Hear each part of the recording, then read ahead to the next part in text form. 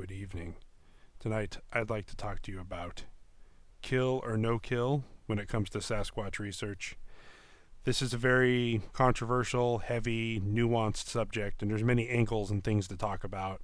Um, talk about it from practicality point of views, from a morality point of view, even from legal and from public reprisal, and there's many issues and different things and lots of stuff to talk about in a subject, whether kill or no kill. And the primary reason why people would support killing would be they would want to go out, find one in the woods, shoot it, claim it for science, bring in evidence, and to prove the species, therefore, and in actually protecting the rest of the species as being recognized. And a lot of people morally would never want to shoot one because they're a being on this earth. They're very close to humans. They might actually be what we would refer to as being human, and they don't deserve to die. And then there's a practicality point of view that if you tried to kill one of these things, you yourself would probably wind up dead from reprisal from more creatures, or from the government, or from some kind of a cover-up kind of a thing. There's a lot of stuff to talk about and unpack. And I just want to say first, whatever your feelings are, I support you in your feelings. If you're pro-kill, if you want to go out in the woods and try to take one of these creatures, I would advise you to use extreme caution and very much think it over. But it's your right, and it's up to you how you want to do that. If you're non-kill, non-violent, don't even go in the woods without any protection, and feel you'll be safe around these creatures, I support your right to do what you want to do. I guess I'm very libertarian in that point of view, but I would strongly caution to think about that every animal and creature and human being, for that matter, is capable of, at least capable of, violence, and these things are no different. So, with that being said, there's a lot to talk about. There's a lot of pros and cons for kill and no kill. There's a lot more cons to kill, and there's a lot more pros to being no kill, if that makes sense. But let's try to look at it objectively, judgment-free zone.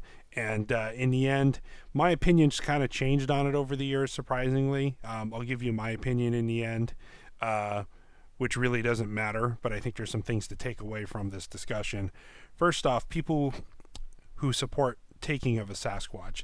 Typically, nobody wants to go out and kill one, or if they do, they would never publicly admit it for sport or for some kind of trophy hunting or for their ego. The same way people kill African lions and elephants and big dangerous game or Kodiak bears, not judging those people, just saying people want to go out and have the thrill, or for their ego to say, I hunted something. I think that may be a very small percentage of people who want to go out and do that and experience hunting something that would be extremely challenging and very dangerous to them. If that's one of the reasons, that could be. Also, I think the primary reason, though, really is to prove the science. And I think what people mean is they mean conventional history book, what you would look up, what you could go to a college and talk to a professor, a biology professor or an anthropology professor, and say what are known creatures and what aren't. And I think what they mean by that is they would like to shoot one for a type specimen, also to further protect these creatures, to say, hey, look, they're a recognized species. Anywhere there's been a sighting of one of these creatures, which is virtually everywhere, we have to take it seriously and think of these things as being real people or real creatures or an undiscovered primate of some kind, whatever they are. And that's the other thing, too, is to shoot one is to figure out what they are. Are they 99% human? Are they 50% human? How close to them are they? How close are we to them? Their language, their interaction, there's a lot of stuff we could tell if we had a type specimen.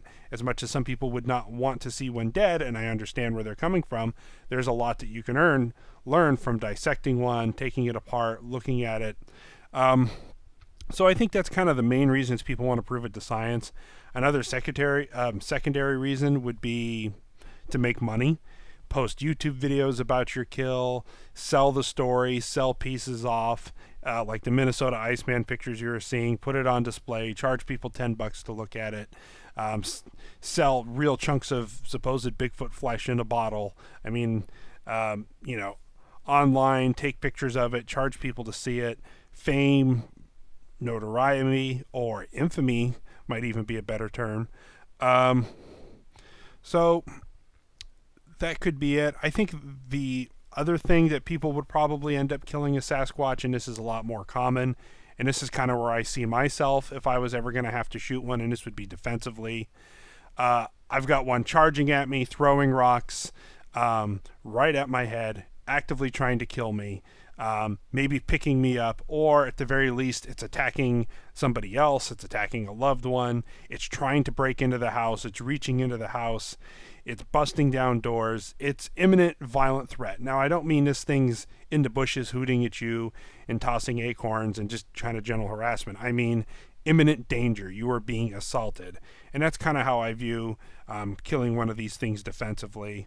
Or, maybe even accidentally defensively. It might be in the middle of the night and you think someone's breaking into your house and you call out to this big dark figure at night and you say, hey, you better get out of here or I'm going to shoot. And you end up shooting it because you don't get a response and they don't leave. And you go, oh crap, I shot a Sasquatch. So I think those are the primary reasons why people kill, is to prove to science, money, their ego and the thrill of it, and then defensively. Now, there's a lot of reasons morally not to kill one of these creatures. And for me, there's a couple really big reasons, and then there's a couple other minor reasons, but there's a lot to consider and think about. The main one is morals, is a lot of people are anti-hunting. I get it. People want to just leave these animals be, all animals in general. And then when you start getting into the moral argument of, are these animals, are these humans? There have been stories, anecdotal evidence of people who said that they shot them and they went, oh my God, out of extreme regret, buried them and never talked about it because they realized how human they were, or when they shot them, they cried like a human, or when they shot them, they looked like some kind of big ape in the woods, and when they got up close, they realized, oh no, this looks a lot like a human being. And there's the moral problem with that of killing human beings, and that's what makes a society, what makes us modern and civilized, is we have a basic understanding that it is wrong to kill each other, and if these are very in fact close to humans or in fact humans, we would have moral problems with shooting one. The other main reason to be no kill is personal danger. You don't know what it's going to take one of these things down. I mean, if you had a very powerful 44 Magnum size gun and up, or a 300 Win Mag, and you drilled it right in the chest, right in the heart, or you were able to pop it, a 30-30 or a larger caliber gun in the head, I think if you're talking even the most powerful handguns, you'd have to go headshot with these things to be an effective kill, which would be unfortunate because you'd have to take its life, and also be unfortunate because you'd be destroying its skull, which is very important for science. But that's kind of talking about it defensively. I think you'd need a very large gun, and I think you'd have to be a very seasoned big game hunter to know your limits, know your boundaries. That, and one of these things weighing 600, 700, 800 pounds, there's only so much of it you can haul out. So yeah, I think the personal danger and moral is basically the big giant deterrence of that. Also, you got to think of legal. There's I think the federal government has an Undiscovered Species Act. If it could be anything. It could be a bird or a species of deer or something that's a native species that's undiscovered, and you go and shoot it, and you're not permitted, you're not studying it, you're not a scientist taking it for a type specimen per se, you're just some guy out in the woods that sees an undiscovered species and you blast it, you can be fined by the federal government, and I think it's like 10 years in jail or $250,000 depending on what it is. Like, you could be fined a lot of money. So that's one thing to think about. Like I said, the morals, and then there's also the grief. If you shot one of these things, how bad it would feel. And like I said, with the personal danger, you don't know how many of these things are around. If they're very human-like, humans travel in packs. Maybe there's a troop or a group of these things, or like however you guys want to describe a group of them. You may take out, mom, but not see dad behind a corner, or vice versa. Or it might be a group of young ones, and you shoot one, and now mom's going to come down on you with all your fury. Especially when you're pumped up and you're hunting, you get that tunnel vision and you're very drawn into the threat. It's very easy to not notice something behind you, and these things are the masters of their environment. So it's very easy for them to sneak up on you in general. So when you're all hyped up, maybe partially temporarily deafened from your gunshot, you got that tunnel vision going on, your heart's racing, it'd be no problem for one of these things to sneak up behind you and kill you in retribution. And I think that's kind of one of the real big reasons why I would never suggest anybody actually going out and doing this. Um, Also, there's other things to think about. And the government retaliation. Now, I don't mean the being fined for the Undiscovered Species Acts. I mean, it's been well known if you study this topic that there seems to be some agency, government or otherwise, some or private industry or the logging industry. There's a lot of theories on exactly what it is.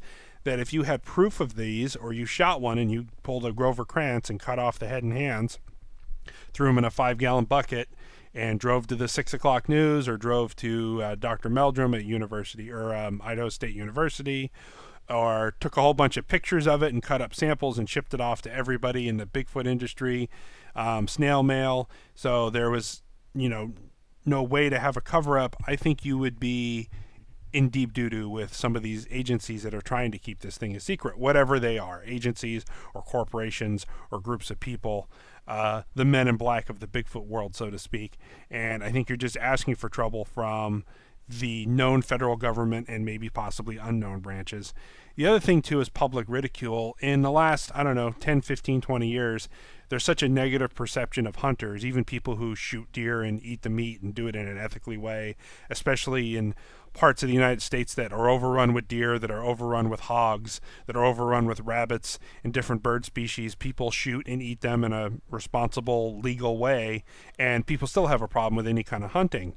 And you can just imagine if you shot, look at the outcry when they shot Harambe the gorilla, when the boy fell in the enclosure. Not saying if that was a right or wrong decision, but just look at the blowback of that. When you generally put human life comes first, but then you have a very rare, mysterious creature, especially in captivity. So if you shot one, the public ridicule, especially now in 2019 with the way things are going, especially here in the USA, hunting and generally that kind of stuff is really frowned upon. So I think you're just really setting yourself up for a lot of ridicule. And those are kind of some of the main reasons why you might be pro-kill or you might be anti-kill or somewhere in the middle. So to wrap things up, my personal opinion is I would only shoot one defensively, and that's in grave danger defensively. Actively charging at me, throwing rocks at me, trying to grab me and pick me up, or trying to abduct a loved one or a friend, actively trying to pick them up, or being assaulted. Hiding in the bushes and throwing acorns at me, I would not consider enough of an offense to try to shoot at one of these things, because I think there's a whole lot of problems if you start shooting.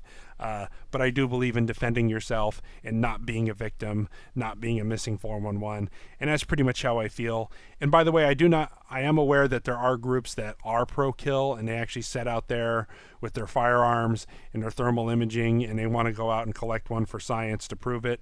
I say good luck to them, and I hope they're safe, and I hope that they've really thought about all the consequences, and all the pros and cons and all the logistical problems if they actually do this. But I wish them luck. I would like to see someone bring one in, to be honest, preferably either hit by a car or died of old age. The other thing people have also brought up is possibly poisoning one of them. That could be it too, but then again, if you're putting food out to poison a Bigfoot, you'd probably poison half the woods if you did that. Bears and coyotes and everything else as well.